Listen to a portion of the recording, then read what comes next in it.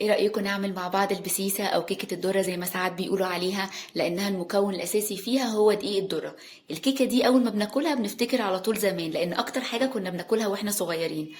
مش عارفة ليه ناس كتيرة ناسياها ومش بتعملها دلوقتي، فقلت افكركم بيها. فعلا هي كيكة تستاهل ان احنا نعملها كل فترة قصيرة، لانها فعلا حلوة جدا.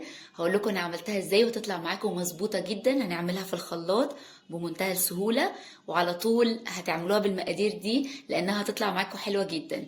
تعالوا سريعا اقول لكم انا عملتها ازاي، بس يا ريت الاول نصلي على النبي عليه افضل الصلاة والسلام. كمان ما تنسوش تعملوا لايك. واللي اول مرة بيشوفني، انا رغدان.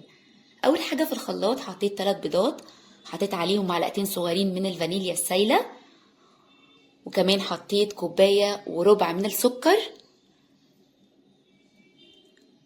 وحطيت كوبايه ناقصه شويه صغيرين كده من الزيت، عليهم معلقتين من السمنه البلدي.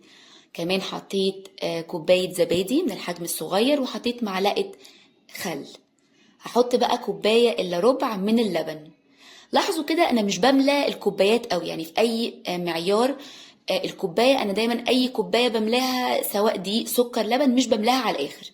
بعدين هنضرب بقى كل الخليط السائل ده في الخلاط، وهنضربه كويس قوي لمدة دقيقة كده. نوقف كده بعد نص دقيقة نريح الخلاط يعني حبة صغيرين، وبعدين نكمل ضرب.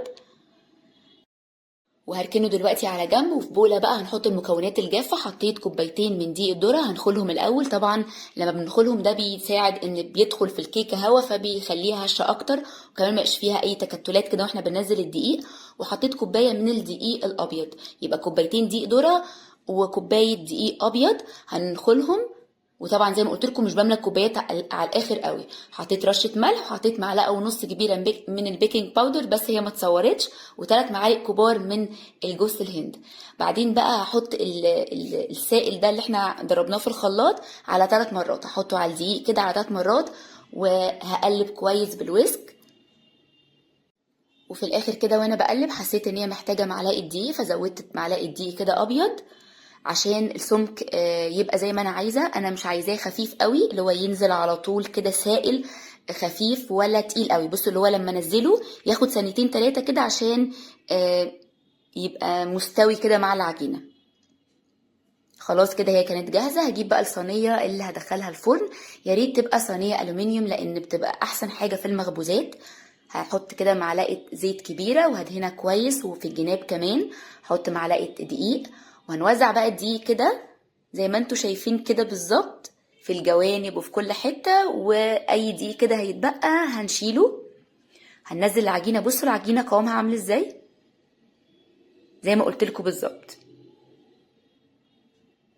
احنا عايزينها بالظبط كده. عايزينها اخبطها بس خبطتين كده لو في اي هوا فيها، وهدخلها بقى الفرن. الفرن طبعا يبقى متسخن قبليها ب10 دقايق على درجة حرارة 180.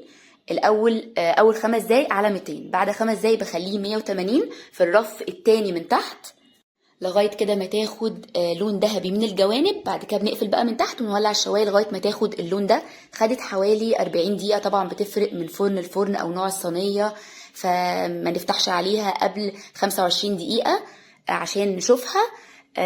بعد كمان ما خلاص تستوي بنطفي الفرن وبنسيبها في الفرن 5 أو 10 دقايق واحنا فاتحين الفرن شوية. بعد كده بنطلعها بقى بره عشان تبرد. بصوا قوامها بجد حلوة جدا، هشة مش مكتومة. طبعا طعمها يجنن. جربوها بالمقادير دي هتعجبكم جدا، مع بقى فنجان قهوة كده ولا كوباية شاي بلبن ولا شاي. يلا بقى ما تنسوش تعملوها، وبالهنا والشفا مقدما على اللي هيجربها. وبس كده الفيديو خلص. يا رب يكون عجبكم. لو عجبكم ما تنسوش تعملوا لايك وشير للفيديو كتير. بحبكم قوي وهتوحشوني قوي. باي باي.